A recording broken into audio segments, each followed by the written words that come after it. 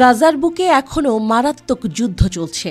হামাসের সামরিক শাখা আল কাসাম ব্রিগেড একের পর এক আঘাত হানছে ইসরায়েলি বাহিনীর ওপর। গত কয়েকদিন ধরে সেই আক্রমণের তীব্রতা আরও বেড়েছে। গাজার উত্তরের শহরগুলোতে ইসরায়েলি বাহিনী যখন আগ্রাসন চালাচ্ছে, তখন আল কাসাম ব্রিগেড গোপনে প্রতিরোধ গড়ে তুলছে। কিভাবে ইসরায়েলি বাহিনীর মেরকাভা ট্যাঙ্ক ও সেনাবাহিনীকে লক্ষ্য করে হামাস তাদের ক্ষেপণাস্ত্র ব্যবহার করছে? আল কাসাম ব্রিগেড দাবি করেছে তারা 2টি ইসরায়েলি সামরিক যান ধ্বংস করেছে। উত্তর গাজার আল জেনিনা এলাকার একটি রাস্তার মোড়ে হামাসের আক্রমণ সারা বিশ্বে আলোড়ন তুলেছে। তারা তাদের আল ইয়াসিন অ্যান্টি আর্মার্ড মিসাইল ব্যবহার করে এই হামলা চালিয়েছে। কিন্তু প্রশ্ন হচ্ছে, এই হামলাগুলি কি ইসরায়েলের প্রতিরক্ষা কাঠামোকে সত্যিই নড়বড়ে করে তুলবে? টাইমস অফ ইন্ডিয়ার প্রতিবেদনে বলা হয়েছে, হামাসের সামরিক শাখা আল কাসাম ব্রিগেড আইডিএফ এর ওপর আরেকটি মারাত্মক হামলা চালিয়েছে। আল কাসাম ব্রিগেড 2টি ইসরায়েলি সামরিক যান, একটি সেনাবাহক এবং একটি মেরকাভা ট্যাঙ্ক ধ্বংস করেছে বলে দাবি করেছে।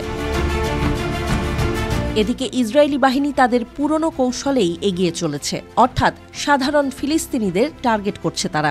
গাজার উপর এক ভয়াবহ বিমান হামলা চালিয়েছে, যার ফলে 31 জন ফিলিস্তিনি নিহত হয়েছে।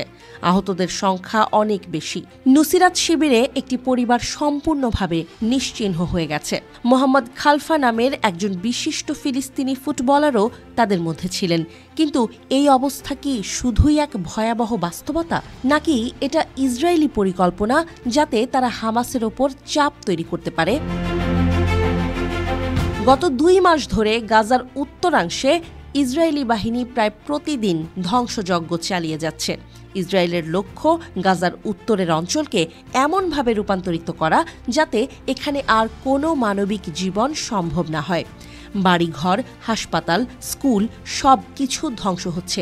সেখানে বেঁচে থাকা মানুষদের জন্য এক ভয়াবহ পরিস্থিতি তৈরি হয়েছে। আল কাসাম ব্রিগেডের সদস্যদের কাছে এমন তথ্য আছে যা তাদের শক্তিকে সুসংহত করে রেখেছে।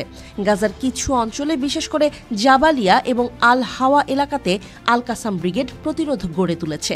তারা ইসরায়েলি বাহিনীর অনেক পরিকল্পনা ভেস্তে দিয়েছে।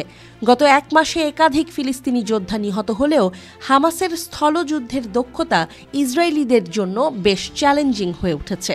ইসরায়েলি বাহিনী যতই হামাসের শক্তি ভাঙতে চেষ্টা করুক, কাসাম ব্রিগেডের আন্ডারগ্রাউন্ড নেটওয়ার্কগুলি যেন কখনো শেষ হওয়ার নয়।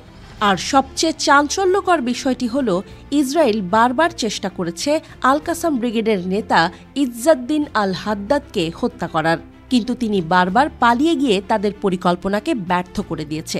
কিভাবে এই নেতা এতবার ইসরায়েলি হামলা থেকে বেঁচে যান? তার কি কোনো গোপন শক্তি আছে? একদিকে গাজার বাসিন্দারা তাদের ঘরবাড়ি হারাচ্ছে, অন্যদিকে আল কাসাম ব্রিগেড তাদের প্রতিরোধের মাধ্যমে যুদ্ধকে নতুন মাত্রায় নিয়ে যাচ্ছে। ইসরায়েলি সেনারা তাই মোটেও স্বস্তিতে নেই।